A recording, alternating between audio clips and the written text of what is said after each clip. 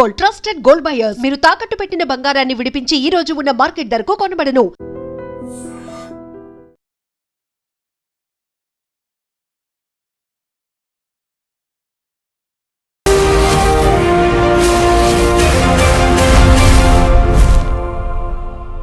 నమస్తే, welcome to I dream social spotlight with Kavitha.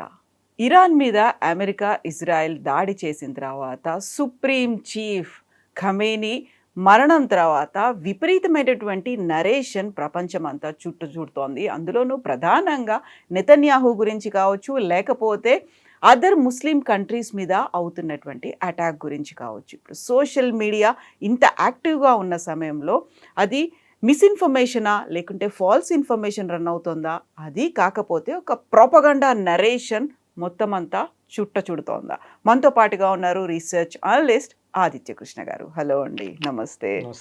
So ఇప్పుడు జరుగుతున్నటువంటి ఈ యుద్ధాన్ని చూసిన తర్వాత చాలా క్లియర్గా కనిపిస్తోంది, ఇజ్రాయెల్, అమెరికా కలిసాయి, ఇరాన్ మీద అటాక్ చేశాయి, ఖమేనీ చనిపోయాడని. ఆ తర్వాత జరుగుతున్నటువంటి ఈ రెగ్యులర్గా వస్తున్నటువంటి ఎపిసోడ్స్ అనొచ్చు, మనం ఒక సీరియల్ లాగా బయటకు వస్తున్న ఎపిసోడ్స్ ఎట్లా చూస్తున్నారు మీరు? అదే అంటే మనం ఒక సినిమాలో అంటారు కదా, ప్రతి సీన్ క్లైమాక్స్ లాగా ఉంటుంది అంటారు. సో ఒక విధంగా అట్లాగే అన్ఎక్స్పెక్టెడ్గా జరుగుతున్నాయి. ఎందుకంటే జనరల్గా మనం ఒక ఇరాక్ వార్ చూసినా, ఎటువంటి యుద్ధం చూసినా కూడా మెయిన్ లీడర్ ఎవరు ఉంటారో లాస్ట్కి టార్గెట్ అవుతారు. ఇక్కడ ఈ కేసు అట్లా కాదు. ఇక్కడ వాళ్ళ సుప్రీం లీడర్ ఖమేనీ ఆయన డే 1 ఆయన టార్గెట్ అయిపోయారు. సో అక్కడ మనం చూస్తే అక్కడ అన్ఎక్స్పెక్టెడ్గా జరిగింది అది. దాని తర్వాత ఏమన్నా రెజిమ్ కొలాప్స్ అయిందంటే అవ్వాల. ఎందుకంటే ఇమీడియట్గా వాళ్ళకి నెక్స్ట్ సక్సెషన్ ప్లాన్స్ ఉన్నాయి. మళ్ళీ డిస్ప్రపోర్షనేట్గా అసిమెట్రికల్ వార్ఫేర్ లెవెల్లో ఇరాన్ కొట్టడం డైరెక్ట్గా ఇజ్రాయెల్ని కాదు, ఫస్ట్ ఇక్కడ వెస్ట్ ఏషియన్ కంట్రీస్ అని నేను కొట్టడం మొదలుపెట్టింది. సో ఎక్స్పెక్టెడ్ రెస్పాన్స్ ఏంటి, జరిగిన రెస్పాన్స్ ఏంటి, కంప్లీట్గా డిఫరెంట్గా జరిగింది. సో ఇక్కడ ఒక విధంగా చెప్పాలంటే ఇది యూఎస్ కైనా ఇజ్రాయెల్ కైనా అన్ఎక్స్పెక్టెడ్గానే ఉంది. ప్రపంచవ్యాప్తంగా అందరికీ కూడా అసలు ఇరాన్ ఇంత పంచ్ చేయగలదా, పంచింగ్ అబౌట్స్ వెయిట్ లాగా, దానికి ఉన్న కేపబిలిటీస్ని అందరూ అండర్ ఎస్టిమేట్ చేశారు.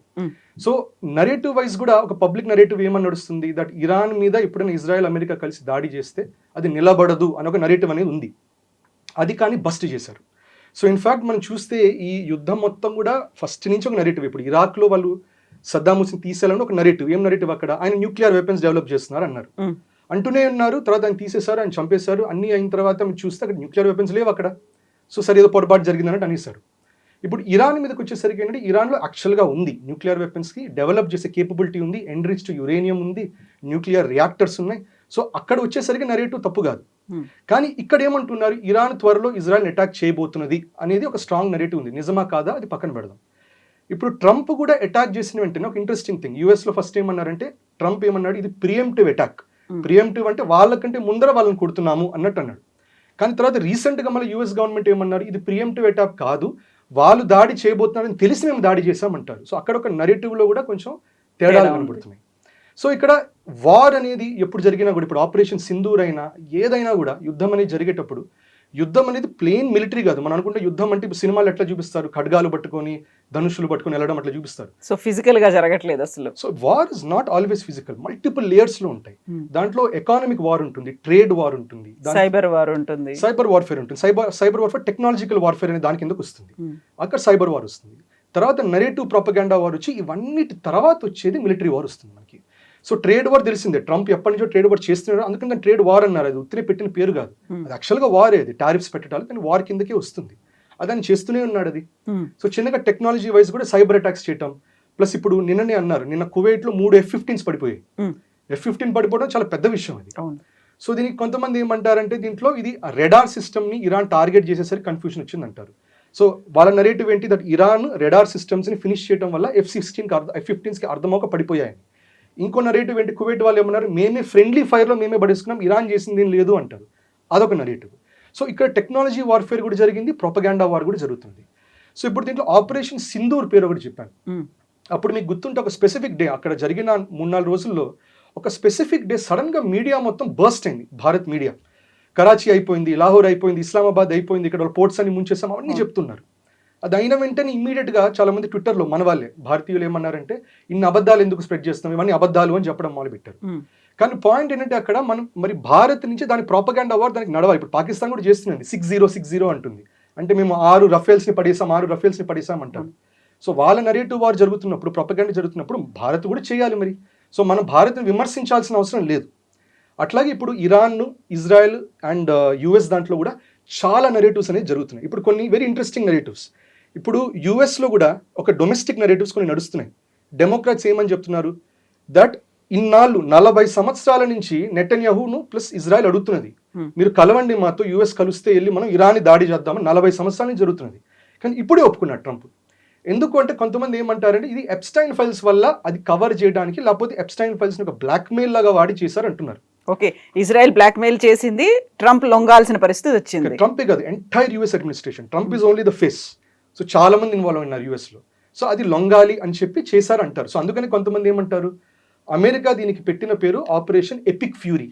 సో కొంతమంది దానికి విమర్శించే వాళ్ళు ఏమంటారంటే ఈఎఫ్, ఎపిక్ ఫ్యూరీ. ఈఎఫ్ అంటే ఎప్స్టైన్ ఫైల్స్ కూడా కదా. సో ఆపరేషన్ ఎప్స్టైన్ ఫైల్స్ ఇది అని అదొక నెరేటివ్. అది లోకల్ గా వాళ్ళు పొలిటికల్ గా ఎఫెక్ట్ చేసేటటువంటి నెరేటివ్. ఇంకో నెరేటివ్ ఇక్కడ మీరు చూస్తే నిన్న మొన్న వచ్చింది, బెంజమిన్ నెటన్యాహుని వాళ్ళ ఒక క్యాబినెట్ మీటింగ్ లో వాళ్ళ ఆఫీస్ మీదనే మేము మిజైల్ అటాక్ పెట్టి లేపేసామన్నారు. తర్వాత ఇమ్మీడియట్ గా కొన్ని ఒఫీషియల్స్ ఇజ్రాయెల్ వాళ్ళు స్టేట్మెంట్స్ ఇచ్చినప్పుడు నెటన్యాహు రాలా, వేరే వాళ్ళు వచ్చిస్తున్నారు. సో చూసావా నెటన్యాహు అయిపోయింది అన్నారు. సో ఈ నెరేటివ్ ఇరాన్ స్ప్రెడ్ చేసింది. కానీ ఇంకా of course end of the day మళ్ళీ నెటన్యాహు వచ్చారు, మాట్లాడారు, అది బస్ట్ అయింది ఆ నెరేటివ్. కానీ ఎందుకు చేయాలి నెరేటివ్? దాంతో ఏంటంటే ఇజ్రాయెల్ కన్నా, యుఎస్ కైనా, వెస్టర్న్ ఏషియన్ నేషన్స్ కన్నా కూడా వాళ్ళ కాన్ఫిడెన్స్ పడిపోవాలి.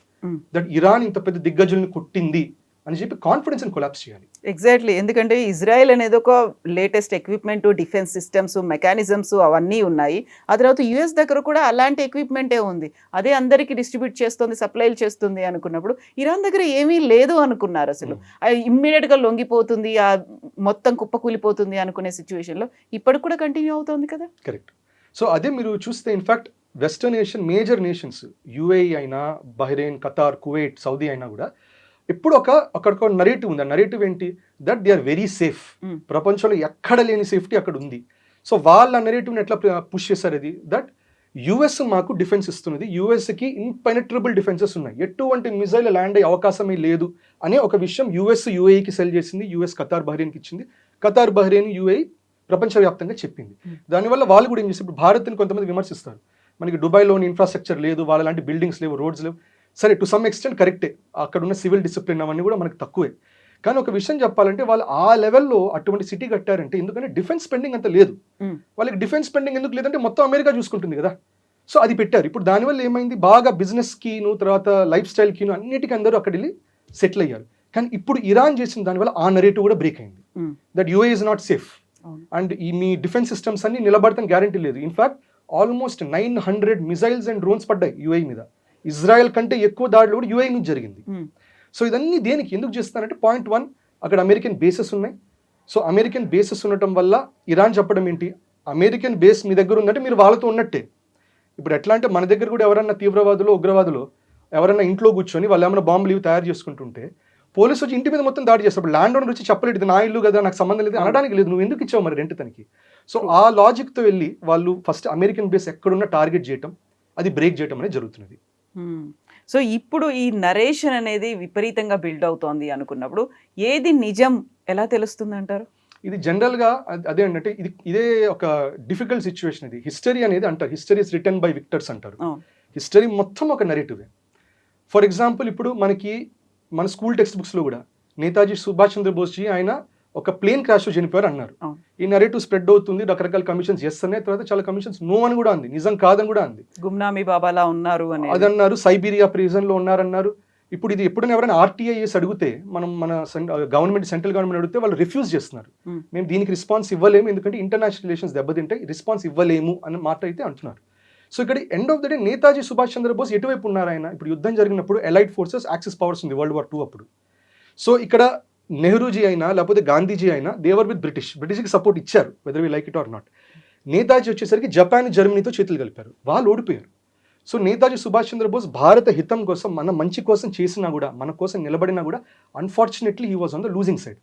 దానివల్ల ఇంకా నరేటివ్గా వాళ్ళ ఇష్టం, ఆయన చేసిందంతా ఇటువంటిది అని చెప్పి ఆయన సైడ్కి దోసేయటం అన్ని చేశారు. సో ఈ నరేటివ్ వార్ఫేర్లో ఏది నిజమో ఏది అబద్ధమో తెలియదు. ఇన్ఫాక్ట్ ఒకసారి యుద్ధం అయిపోయిన తర్వాత గెలిచిన వాడు ఎవడు ఉంటాడో వాడి నరేటివ్ అందరు నమ్మాల్సిందే, అదే డెఫినెట్గా ఎస్టాబ్లిష్. ఇప్పుడు హిట్లర్ ఏం చెప్పాడు, హిట్లర్ ఏమనుకున్నాడు మనకు అనవసరం, కానీ ప్రస్తుతానికి మన టెక్స్ట్ బుక్లో ఏముందో అదే అందరు నమ్ముతారు. ఎందుకంటే చిన్నప్పటి నుంచి రుబ్బి అదే మన మైండ్లో పెడతారు. హిట్లర్ చేయలేదు, ఏం చేయట్లేదని నేను అనను, కానీ బట్ వీ డోంట్ నో ఆయన ఒరిజినల్ ఆలోచన ఏంటనేది we don't know. That is narrative warfare. కాకపోతే అది హిస్టరీ అనలేం కదా, ఒక పర్సెప్షన్స్ కింద వస్తాయి అవన్నీ కూడా. నేను ఎలా చూస్తున్నానో నేను అదే నమ్ముతానో అదే చెప్తున్నాను. Correct. But what exactly is happening అంటే అది ఎవరు చెప్పలేరు. అది ఇప్పుడు ఫర్ ఎగ్జాంపుల్ బుద్ధిజమే చూడండి. బుద్ధిజం మనకి చాలా మంది చదివేటప్పుడు ఇట్స్ అ పీస్ఫుల్ రిలీజన్, ఎప్పుడు వార్ఫేర్ లేదని అంటారు. కానీ చాలా హిస్టారికల్ రికార్డ్స్ ఏమని చెప్తుందంటే వాళ్ళు వార్ఫేర్ సెంట్రిక్ కూడా వెళ్ళారని కూడా అంటుంది. మళ్ళీ ఇంకొన్ని రికార్డ్స్ ఏమంటుంది, కాదు వాళ్ళ వల్ల క్షాత్రగుణం కొలాప్స్ అయింది అంటుంది. సో మీరు ఏ నరేటివ్ని పట్టుకుంటారో అదే ఎండ్ ఆఫ్ ద డే నమ్ముతారు. సో ఇది కూడా ఒక నరేటివ్ ఉంది భారత్లో, దట్ గాంధీజీ వల్ల మనకి భారత్ స్వతంత్రం వచ్చింది అంటారు. Definitely he has a great role in the భారతీయ ఫ్రీడమ్ స్ట్రగుల్లో, పొలిటికల్ మూవ్మెంట్ ఉంది, నో డౌట్. కానీ 1947లో భారత్కు వచ్చినప్పుడే మీకు 1947 తర్వాత మీకు మొత్తం వచ్చేసింది. మీకు వియట్నాం అవనివ్వండి, కంబోడియా అవనివ్వండి, మీకు వెస్టర్న్ ఏషియా మొత్తం అవనివ్వండి, అన్ని చోట్ల నుంచి వెళ్ళిపోయారు కొలోనియల్ పవర్స్. అంటే గాంధీజీ ఒక్కరు చేసిన దాని వల్ల ఎట్లయిపోయింది డీకాలనైజేషన్. సో దీనికి తర్వాత వచ్చింది, దాంట్లో యూఎస్ లో కూడా ఒక రిజల్యూషన్ పాస్ చేసింది యూఎస్ఏ. ఏమని పాస్ చేసిందంటే అప్పట్లో మేము బ్రిటిష్కి వరల్డ్ వార్ 2లో హెల్ప్ చేయాలంటే వరల్డ్ వార్ 2 అయిన తర్వాత మీరు డీకాలనైజ్ అవ్వాలి, డీకాలనైజేషన్ చేయాలని చెప్పి యూఎస్ కూడా ఒత్తిడి పెట్టింది అప్పట్లో. So it's part of that జరిగింది. కానీ నరేటివ్ వైస్ మనం ఇట్లా నమ్ముతాం. అందుకనే మనకి సింపుల్గా భారత్లో ఒకటి చేస్తాం మనం, హిస్టరీ మనకి హిస్టారికల్ రికార్డ్స్ ఉండవు చూడండి, మనకి చాలా మటుకు ఉండదు. బ్రిటిష్ వాళ్ళు చెప్పారు ఇది అశోకుడు చేశాడు, లేకపోతే సతవాహనులు ఇది కృష్ణదేవరాయది అని చెప్పారు. మనకి సింపుల్గా ఏం చేశారు, సో ఇవన్నీ ఉంటాయి, నిజాలేవో అబద్ధాలేవో తెలియదు, అందుకని మీరు ఇతిహాస అని ఒకటి ఉంటుంది. రామాయణ మహాభారతం ఇతిహాస ఇంతవరకు చదవండి, ఇతిహాస అంటే ఇట్లాగనే జరిగింది అంటారు. సో అందుకని ఎక్కువ బాధర్ అవ్వకండి, దీని మీద ధ్యాస పెట్టండి అని హిస్టారికల్గా అన్నారు. కానీ ఇవాళ మనం ఉన్న ప్రపంచంలో హోలిస్టిక్ ఎడ్యుకేషన్ ఫ్రేమ్వర్క్లో ఇతిహాసాన్ని మనం మిథాలజీ కింద పెట్టేశాము అండ్ మనం హిస్టారికల్ నరేటివ్స్ చూస్తున్నాం.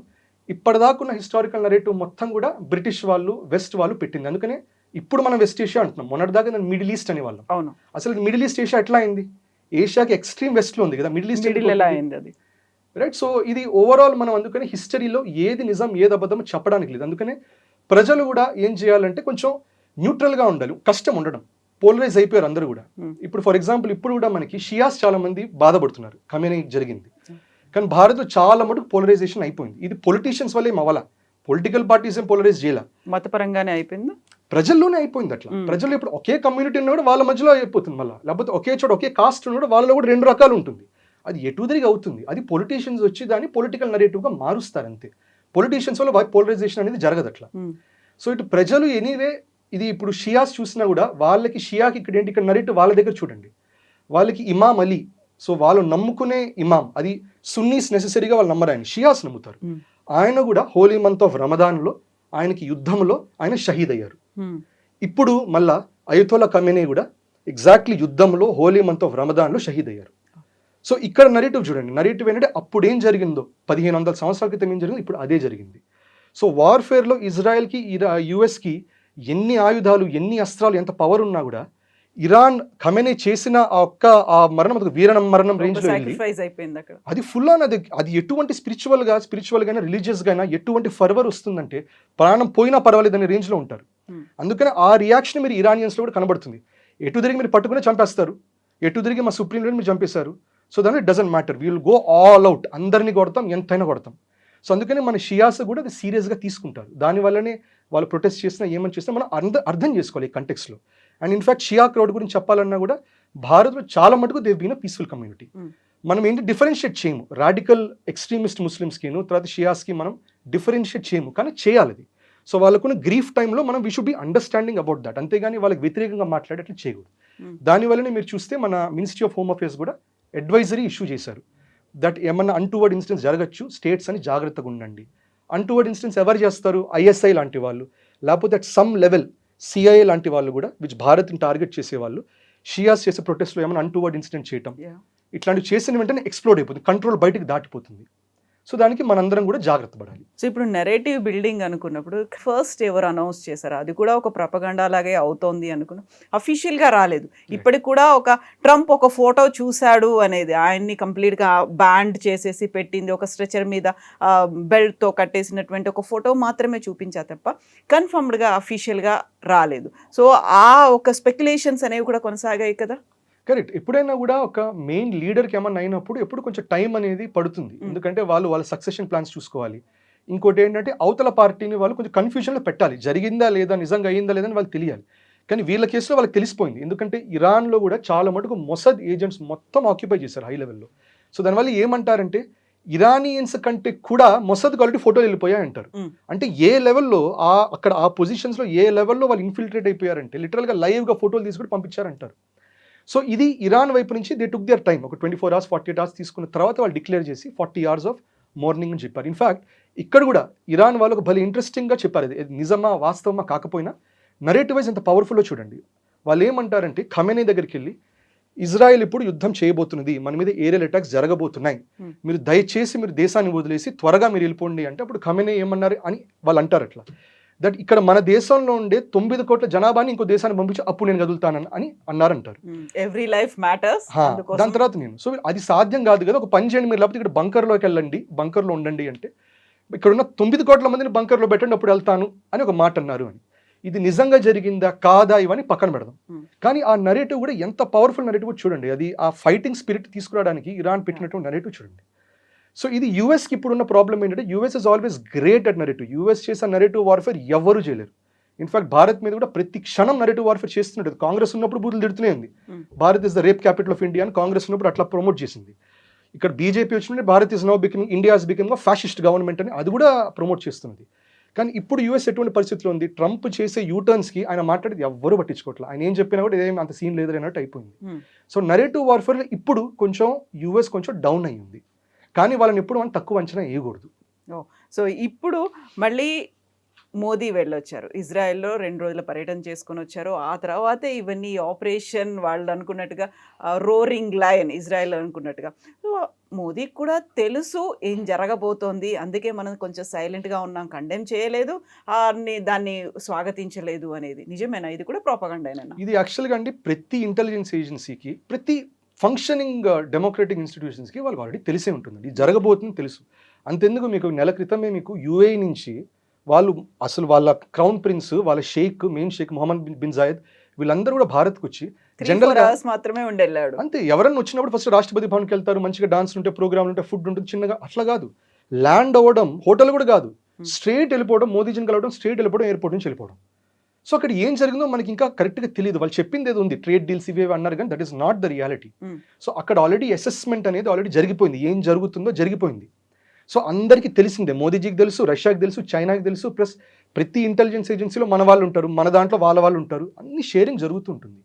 సో మోదీజీ అక్కడికి వెళ్ళడం కూడా ఆ టైమింగ్ కూడా ఇట్స్ ఎసెన్షియల్ యుద్ధం మొదలవక ముందరే ఒక విధంగా ఇజ్రాయెల్ యూఎస్ మీరు రండి అని చెప్పి పిలిచి అక్కడ జరిగింది, ఇంటెలిజెన్స్ బ్రీఫింగ్ అనేది జరుగుతుంది. కానీ ఇక్కడ మనం చూస్తే ఈ సినారియో నరేటివ్ మొత్తం చూస్తే ఇన్ఫాక్ట్ మనకు కూడా చాలా మంది షియాస్ అప్సెట్ అయ్యేటటువంటి నరేటివ్ అవ్వచ్చింది. దట్ మోదీజీ అక్కడికి వెళ్ళి వీఆర్ విత్ ఇజ్రాయెల్, హమస్ చేసింది తప్పు, వీఆర్ విత్ ఇజ్రాయెల్ అని ఒక మాట అన్నారు. మళ్ళీ ఇక్కడ ఖమేనీ తర్వాత కూడా ఆయనకు అయిన తర్వాత కూడా కండోలెన్స్ మెసేజ్ ఇవ్వలేదు. సో ఇది ఎట్లా చూస్తున్నారు, that Bharat has finally taken a side. ఇప్పుడు నాన్ అలైన్డ్గా ఉంటాం మనం, ఈసారి non అలైన్డ్గా unfortunate కనబడలా.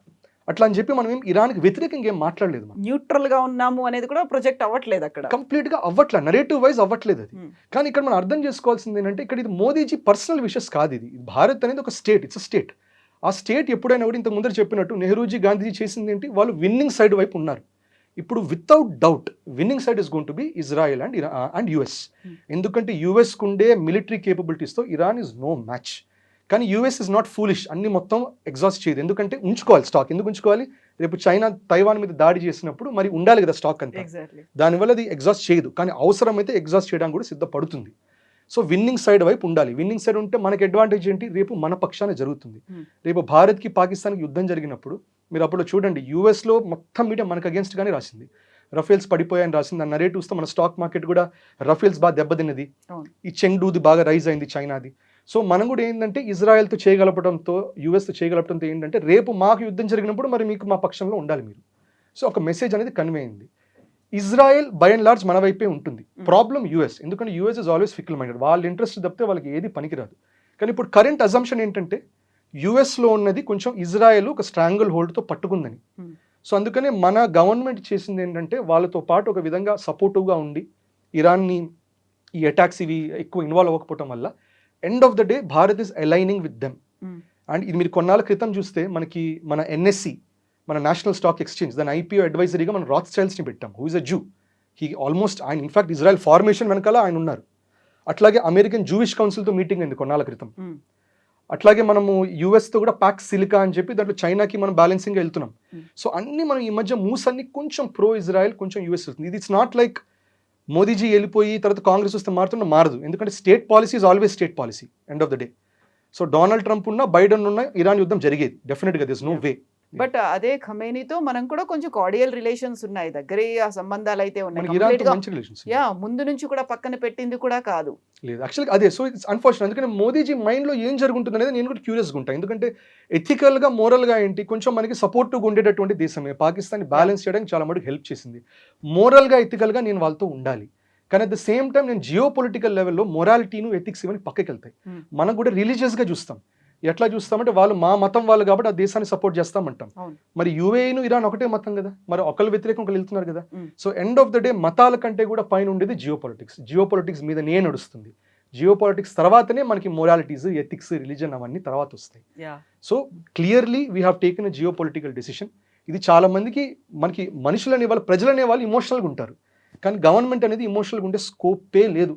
Whether they like it or not, కష్టంగా ఉన్నా నష్టమైనా ఏదున్నా కూడా వాళ్ళు జియో పొలిటికల్గా ఆలోచించే చేయాలి. సో ఇక్కడే ప్రొపగండా నరేషన్ వినిపిస్తోంది.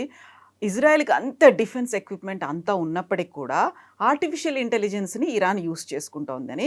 ఇక్కడే ఇంకొక వర్షన్ ఏంటంటే చైనా న్యూట్రల్గా ఉంది, ఒక సైలెంట్ స్ట్రాటజీని మెయింటైన్ చేస్తోంది అన్నప్పుడు కూడా చైనా నుంచి కావలసినటువంటి డిఫెన్స్ ఎక్విప్మెంట్ అంతా ఇరాన్కి వస్తోంది. అందుకే Iran is fighting so hard అనేది నిజమేనా? కరెక్ట్. అంటే ఇవాళ confirmed report 16 Chinese military air crafts అవి ఇరాన్లో ల్యాండ్ అయ్యాయి ఇవాళ.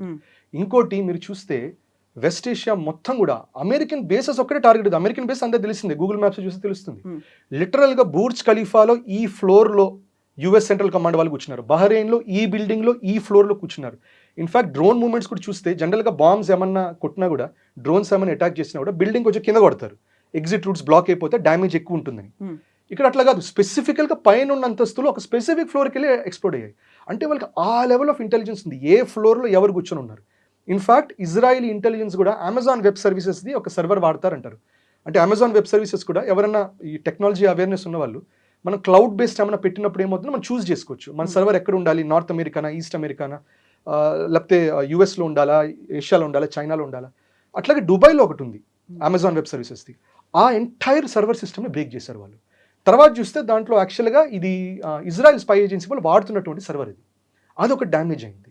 ఇప్పుడు దానిపైన ఒకటి మనకి ఇటు సూయజ్ కెనాల్ మీదుగా, రెడ్ సీ మీదుగా కొన్ని కేబుల్స్ ఉన్నాయి, ఇంటర్నెట్ కేబుల్స్. ఇప్పుడు యెమెన్ వాళ్ళు అదే చెప్తున్నారు, నెక్స్ట్ ఎస్కలేషన్ ఆఫ్ వార్. ఇప్పుడు వార్ కూడా ఇరాన్ చేస్తున్నది, కానీ ఇరాన్కి గుర్తుపెట్టుకోవాలి మనం, యెమెన్లో వాళ్ళకి హూతీస్ ఉన్నారు, మనకి ఇటువైపు లెబనాన్ వైపు హెజ్బొల్లా ఉంది, గాజాలో టు సమ్ లెవెల్ ఇంకా స్మాల్ లెవెల్ ఆఫ్ హమస్ ఉంది. వాళ్ళు ఇంకా ఫుల్ ఫోర్స్ అటాక్ చేయట్లా.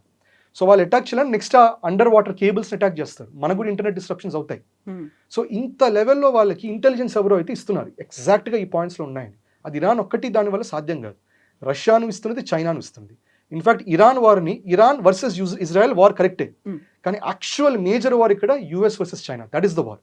సో వెనిజువెలాని అవుట్ చేసిన, ఇరాన్ మీద దాడి చేసిన, అది చైనాని బ్యాలెన్స్ చేయడానికి, చైనా ఆయిల్ సప్లైస్ని కంప్లీట్గా కట్ ఆఫ్ చేయడానికి. ఇన్ఫాక్ట్ మనకి స్ట్రెయిట్ ఆఫ్ హార్మూజ్ ఉంది, స్ట్రెయిట్ ఆఫ్ హార్మోజ్ నుంచి వచ్చే ఆయిల్లో 50% ఆయిల్ కన్సంప్షన్ లేదు చైనాకి. సరే 40% భారత్ కూడా వస్తుంది, కానీ 50% చైనాకే దెబ్బతింటుంది.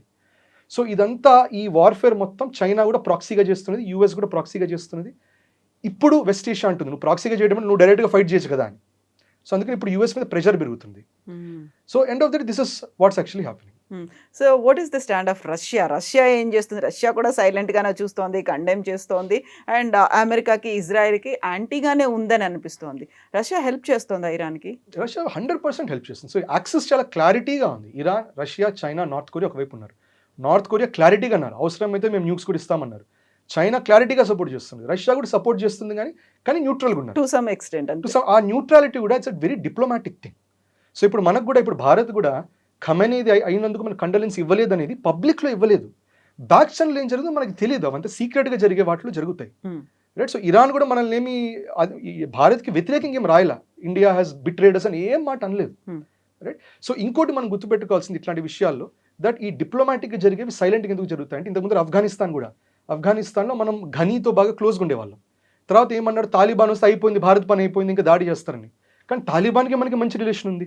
తాలిబాన్ వాళ్ళు ఇన్ఫాక్ట్ మన సపోర్ట్ తీసుకొని పాకిస్తాన్ దాడి చేస్తున్నారు అని అంటారు. పాకిస్తాన్ నిజమో కాదు పక్కన పెడదాం అని అంటారు వాళ్ళు.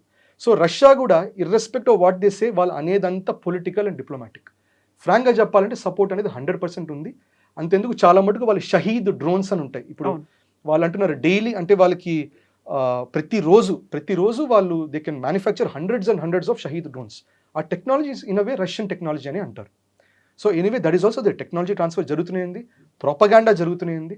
సో వార్ అనేది ఆన్ ద గ్రౌండ్ చేసే వాళ్ళే కాదు, మనం ఇందాక అనుకున్నట్టు ఎకానమికల్గా, ట్రేడ్గా, టెక్నాలజీగా అండ్ ప్రొపగాండా, ఇవన్నిట్లో చైనాను సపోర్ట్ చేస్తుంది, రష్యాను సపోర్ట్ చేస్తుంది. అవసరమైతే మిలిటరీగా కూడా దిగుతారు, కానీ it's not just now. So propaganda narration గురించి మాట్లాడుకున్నప్పుడు చాలా పెద్ద ఎత్తున డిస్కషన్ అవుతుంది సోషల్ మీడియాలో. ఇవన్నీ అవుతున్నాయి ఏంటంటే ఆయిల్ అండ్ న్యాచురల్ గ్యాసెస్ ఇవన్నీ రావట్లేదు కాబట్టి మన దగ్గర అవన్నీ స్టోరేజ్ కెపాసిటీ తగ్గిపోతుంది, ఇమ్మీడియట్గా కష్టం అయిపోతుంది. ఇది కనుక ట్రంప్ చెప్పినట్టుగా ఒక 3-4 వీక్స్ అనేది కంటిన్యూ అవుతాయి, మన దగ్గర ఉన్నటువంటి నిల్వలన్నీ పోతాయి, ధరలు పెరిగిపోతాయి, ఆ తర్వాత ట్రాన్స్పోర్ట్ సిస్టమ్ ఎఫెక్ట్ పడుతుంది, బంగారం, వెండి ఇలాంటివన్నీ పెరిగిపోతాయి. ఇది ప్రాపగాండానే నిజం జరుగుతుందా? ప్రాపగండా కాదు, ఇట్స్ అ గుడ్ అనాలిసిస్. ఎందుకంటే ఫ్యాక్ట్ అది. ఎందుకంటే మనకి కూడా 40% ఆయిలే కాదు, మనకి న్యాచురల్ గ్యాస్ కూడా మనకి స్టేట్ ఆఫ్ హార్మోజ్ మీదనే వస్తుంది. అదే ఇప్పుడు బ్లాక్ ఉంది. బ్లాక్ అంటే వాళ్ళు ఫిజికల్గా బ్లాక్ చేయలేదు, 2-3 షిప్స్ని బేల్ చేశారు. న్యాచురల్గా ఇన్సూరెన్స్ కంపెనీస్ అన్నాయి ఇప్పుడు ఏమన్నాయంటే, ఇప్పుడు మీరు వెళ్తే మేము ఇన్సూరెన్స్ అయితే ప్రీమియం మేము కట్టము, మీ ఇష్టం అన్నారు. సో దానివల్ల న్యాచురల్గా బ్యాక్ ఆఫ్ అవుతారు, ఎందుకులే మనకి అని. సో దానివల్ల మనకి ఉన్న స్టాక్ పైల్ కూడా 70 to 74 డేసే మనకి స్టాక్ పైల్ అనేది ఉంటుంది.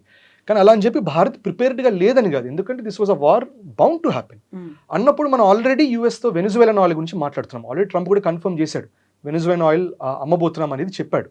ఇంకోటి ట్రంప్ అప్పట్లో అన్నాడు, ఇది కొంచెం ఎగ్జాజరేషనే, భారత్ మనకి next couple of years $500 billion మనకి డబ్బులు ఇచ్చి తీసుకుంటారేమో అన్నారు. ఎగ్జాజరేషన్ లాగా ఉంది కానీ ఒక విధంగా మన ఆయిల్ ఇంపోర్ట్స్ చూసుకుంటే మనం ఒక విధంగా వాళ్ళ నుంచి వెనిజువేలా ఆయిల్ తీసుకున్నా కూడా ఒక విధంగా అది మ్యాచ్ అవుతుంది. సో మనకి వెనిజువేలన్ ఆయిల్ ఇంకా నడుస్తునేది, రష్యన్ ఆయిల్ ఇంకా నడుస్తునేది. ఇప్పుడు ఎవరైనా రష్యన్ ఆయిల్ ఆపండి అంటే ఇంకోటి very important point which Bharat did very nicely, యూరోప్కి చాలా మటుకు ఆయిల్ డిపెండెన్సీ ఉన్నది రష్యన్ ఆయిల్ మీదనే. ఇప్పుడు వాళ్ళకి Middle Eastern oil, Western Asian oil కూడా ఆగిపోతుంది. సో ఇప్పుడు వాళ్ళకి యూరోప్ ఎక్కడి నుంచి ఆయిల్ వస్తుంది, భారత్ నుంచి వస్తుంది. భారత్కి ఆయిల్ ఎక్కడి నుంచి వస్తుంది, అది రష్యా నుంచి వస్తుంది, రష్యా నుంచి ఇరాన్. సో మనం అక్కడ వాళ్ళ నుంచి ఆయిల్ తీసుకొని జామ్నగర్లో ఇక్కడ రిఫైన్ చేసి యూరోప్కి పంపిస్తున్నాం. సో విచ్ మీన్స్ మనకే కాదు, మనకి నష్టం కలిగిందంటే వాళ్ళకి అంతకంటే పెద్ద నష్టం. ఇంకోటి ఒక నరేటివ్ ఒకటి ఉంది, నరేటివ్ కూడా కాదు, ఇది కూడా ఇట్స్ గుడ్ అనాలిసిస్ దట్ ఇప్పుడు స్ట్రెయిట్ ఆఫ్ హార్మోజ్ బ్లాకేడ్ వల్ల ఆయిల్ బ్యారెల్ ప్రైస్ $65 నుంచి ఆల్రెడీ $75-80 దాకా వెళ్ళింది, అది $150 అవుతుంది. ఇది జరిగితే భారత్కి 13,500 కోట్లు దాకా మనకి ఎక్స్పెన్స్ పెరుగుతుంది అంటారు. అది నిజమే, కానీ మళ్ళా మనం రిఫైన్డ్ ఆయిల్ ఎక్స్పోర్ట్ కూడా చేస్తున్నాం. మరి ఎక్స్పోర్ట్ చేసినప్పుడు అక్కడ కూడా బిల్లు పెంచుతాం మనం. సో అది మనకి అంత నష్టం కాక కొంచెం నష్టం ఉంటుంది, కానీ అది మళ్ళీ బ్యాలెన్స్ అనేది అవుతుంది. సో ప్రభుత్వం కూడా ఏది యూనిడైరెక్షన్ చూడదు. మనం అనాలిసిస్ చేసేటప్పుడు పక్షం తీసుకుంటాం, I pro government or anti government. Congress కూర్చుందంటే నేను అగేన్స్ట్, నేను ఫార్. బీజేపీ కూర్చుంటే అగేన్స్ట్, ఫార్. అట్లా కాకుండా న్యూట్రల్గా చూసుకుంటే ప్రభుత్వంలో it is not just BJP and Congress, bureaucrats ఉన్నారు, రకరకాల థింక్ ట్యాంక్స్ ఉన్నాయి, రకరకాల ఫారెన్ ఎక్స్టర్నల్గా సపోర్ట్ చేసే వాళ్ళు ఉంటారు. వీళ్ళందరి ఇన్పుట్స్ బేసిస్ మీదనే ప్రభుత్వం అనేది నడుస్తుంది. మీడియా నరేషన్ ఇది ప్రొపగాండానా నిజమా తెలియదు, కానీ third world war is loading అనేది, అది రాబోతుంది ఖచ్చితంగా, అనివార్యంగా 3వ ప్రపంచ యుద్ధం వస్తుంది అనేది. రైట్. సో ఇది కూడా 3వ ప్రపంచ యుద్ధం అంటే ఏంటనేది ఆలోచించాలి. ఇప్పుడు ఇన్ టర్మ్స్ ఆఫ్ మనం అనుకున్నట్టు ఒక 5 లెవెల్ వార్ఫేర్లో ట్రేడ్ వార్ ఎనివే జరుగుతుంది, టారిఫ్స్ పెడుతున్నాడు. రెండోది మనకి ఈ ఎకానమిక్ వార్ అనేది జరుగుతూనే ఉంది, శాంక్షన్స్ ఇవన్నీ రష్యా మీద ఉంది, అన్ని ఇరాన్ మీద శాంక్షన్స్ నడుస్తూనే ఉన్నాయి. ఇది టెక్నాలజీ వార్ జరుగుతూనే ఉంది, రెడార్ సిస్టమ్స్ని టార్గెట్ చేస్తున్నాం. అంతెందుకు ఢిల్లీ మీద కూడా, ఢిల్లీ ఎయిర్పోర్ట్ కూడా రిపోర్ట్స్ ఇచ్చింది, జీపీఎస్ స్పూఫింగ్, జీపీఎస్ ఫేకింగ్ జరగడం జరుగుతున్నది. అంటే మన ఫ్లైట్లో ల్యాండ్ అయ్యేటప్పుడు రన్వే లేకపోయినా రన్వే ఉన్నట్టు కనబడటం సిస్టంలో, బిల్డింగ్ లేకపోయినా బిల్డింగ్ ఉన్నట్టు కనబడటం. It's very dangerous. ఇది ఎనీవే టెక్నాలజీ వార్ఫేర్ కూడా జరుగుతుంది. ఇది పాకిస్తాన్ చేస్తుందా, సిఐఏ చేస్తుందని పక్కన పెడదాం. ఇంకోటి సింపుల్ థింగ్, పాకిస్తాన్ సిఐఏ విడిగా చెప్పక్కర్లా. పాకిస్తాన్ అనేది వేరే దేశం కాదండి, పాకిస్తాన్ ఇస్ బేసికలీ యుఎస్ ఎక్స్టెన్షనే పాకిస్తాన్. అందుకని ఒక common narrative which I believe, very strongly believe is, ప్రపంచంలో ఉన్నది 4-5 సావరిన్ దేశాలు మాత్రమే ఉంది. అది US, Israel, China, Russia, Bharat. ఇది కాకుండా ఎటువంటి సావరిన్ నేషన్ అనేది లేదు. సావరిన్ అంటే దాని డ్యూటీస్, దాని పొలిటికల్ అఫేర్స్ అది డీల్ చేస్తుంది అంతే. పాకిస్తాన్ కూడా A to Z యుఎస్ చెప్పిందే చేస్తుంది, వేరే ఆప్షనే లేదు. పాకిస్తాన్ ప్రజలకి ఇరాన్ సపోర్ట్ చేయాలని ఉంది, కానీ పాకిస్తాన్ ప్రభుత్వం ఏం చేస్తుంది, ఆల్వేస్ అమెరికాకే సపోర్ట్ చేస్తుంది, ఆప్షనే లేదు వాళ్ళకి. రైట్. సో మనకి ఓవరాల్ ఇది చూసినా కూడా, so media wise whatever narratives are happening, మనకి ఏమి మనం వింటున్నా కూడా కొంచెం న్యూట్రల్గా వినాలి, మనం పొలిటిసైజ్ అవ్వకుండా. ఇన్ఫాక్ట్ మనకు కొంచెం ఉంటుంది, మన పొలిటికల్ బయాస్ అనేది ఉంటుంది. మనం ఆ యాంగిల్లో చూడకుండా కొంచెం న్యూట్రల్గా చూడటానికి ట్రై అన్నది చేయాలి మనం. వస్తుందా రాదా వరల్డ్ వార్? వరల్డ్ వార్ అనేది మనం చెప్పాలంటే చెప్పలేమంది అది. In fact 4 levels of war is already happening. మిలిటరీగా చెప్పాలంటే West Asia's burning, US attack అయితే NATO will involve. So essentially that is also going to be part of it. NATO involve అయితే China కూడా ఇన్వాల్వ్ అవుతుంది, రష్యా కూడా ఇన్ సమ్ వే ఇన్వాల్వ్ అవుతుంది. Bharat operation Sindoor 2.2 అంటే భారత్ పాకిస్తాన్ కూడా అవుతుంది. సో వరల్డ్ వార్ అనే మూవ్మెంట్ వైపు వెళ్తుంది, కానీ technical in it's already happening. World war అనేది ఆల్రెడీ జరుగుతున్నది మనకి. సో మీడియాలో people may say it is happening, people may say it is not happening. అది మనం we have to just wait and watch. కానీ ఆస్ట్రాలజికల్ ప్రెడిక్షన్స్లో అయితే ఉంది అంటున్నారు, ఆస్ట్రాలజికల్గా అయితే ఉంది అంటున్నారు, అనలిస్ట్ కూడా జరుగుతుంది అంటున్నారు. But let us see. I don't think అది వరల్డ్ వార్ 2 లెవెల్ అవ్వకపోవచ్చు, but let's see. Thank you so much Aditya garu. Thank you.